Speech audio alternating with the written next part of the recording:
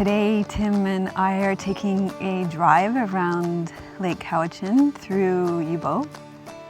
That's an elk right there. And in today's vlog, I thought I would share with you some of my insights, actually 4 insights that I had from spending 8 days in silent retreat last week. So last week, thanks to many of you, I spent 8 days in silent retreat, as I mentioned. That meant 8 hours a day sitting in meditation, alternating 45 minutes of sitting with walking meditation. No reading, no writing, no use of technology, email, texting, no computers. And so out of that experience, I had many experiences, but I thought I would share with you 4 insights. Me and the elk there. How's it going? The first insight that I had was a sense of spaciousness and emptiness, and that didn't just come from the meditation. It came also from not putting so much into my mind. So because we weren't reading and I wasn't watching YouTube videos, so I wasn't taking information in, there was a sense of spaciousness and emptiness that opened up for me just from the meditation and just not taking so much in. And since I've been home, I've continued with that to a certain extent. I mean, of course, I have to function in my day-to-day life, and so there's, emails that I have to read, and my work, as you know, is online, and I love connecting with all of you online. But I have been a lot more conscious about how I fill my time with watching YouTube videos and reading, and I've been a lot more selective about it. I mean, I love reading, but I just check in with my body now and see, is it that I want to read, or is it that I want to distract myself? Do I really want to, oh, a bug just flew right into my eye. That's actually a good analogy for filling your mind with information, with kind of needless information, So is it that I really want to read right now? Do I really need this information right now? Do I really need to pile more in? Because not putting so much in my mind really loosened that grip of anxiety and tension that I realized it was creating. So that was huge, that sense of spaciousness and emptiness that came not only from the meditation, but from not taking in so much information.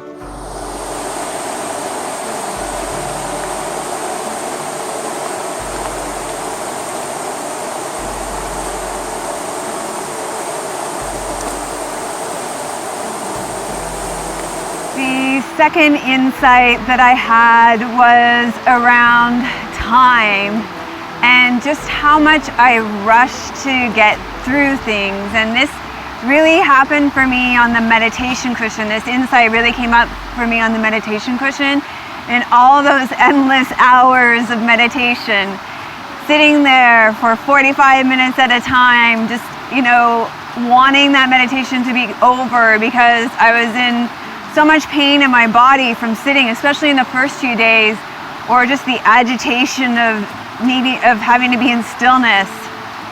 And eventually, over the course of the week, I realized that I could relax into it, that I could just enjoy being in the meditation and just being with the experience, that I didn't have to rush to the finish line, that I could just be in the meditation. And this has translated off the cushion too since I've been home. Sort of like it was day 2, day 3, there was this kind of this turning point.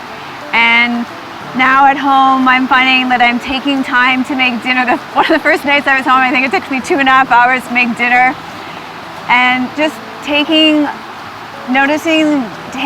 more time to make connection, to have those connections with people too. And then on the flip side of time, I would also feel like I didn't have enough time. I would get frustrated with a certain meditation technique that was being taught and feel like I didn't have enough time during that meditation practice to really get it. And I would get frustrated and I would give up and I would let myself off the hook. And through the course of the retreat, what I found was that it was a 45-minute sit. Of course I had enough time. And so over the course of, again, it was like that day 2 or 3 mark, I realized, hey, I have 45 minutes. I have more than enough time to let this practice unfold in its own way. And that was so freeing. And this is also translated off the mat as well. So at home, a simple task that I've told myself, it was a real core belief system that I had, that I don't have enough time for this, like things that I didn't think I could do. And it's like, just like that meditation practice, my confidence is shot right up, and a lot of things that I hadn't done before, I'm like, you know what, it's probably just like that meditation practice. If I just take the time, go slowly, I can probably figure this out.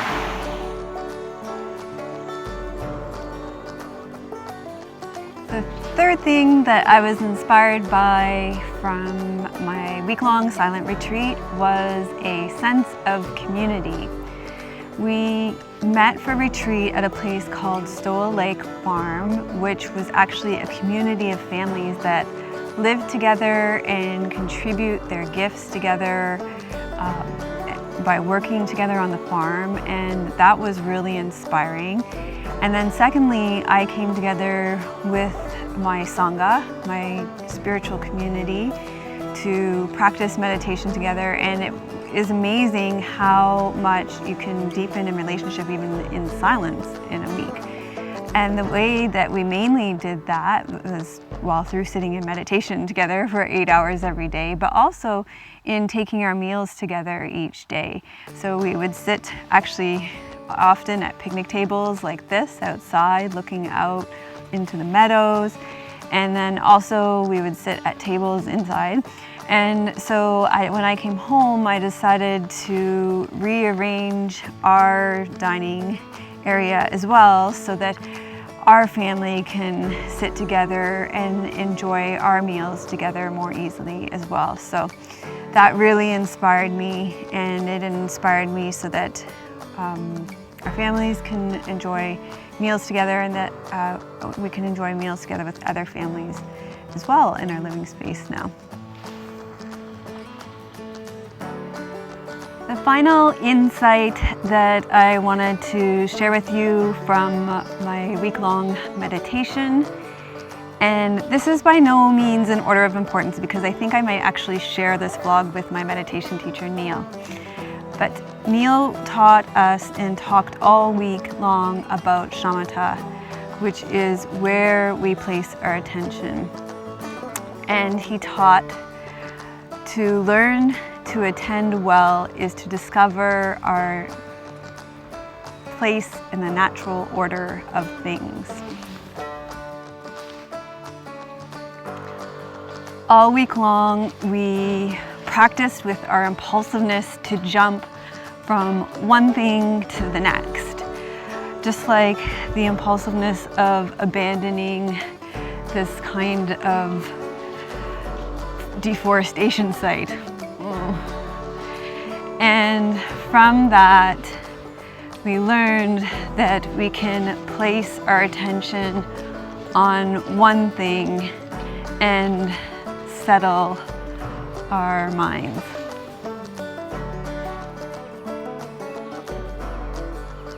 So by learning to focus my attention in such a clear and concise way, I gained a huge amount of confidence in my meditation practice over the course of a week.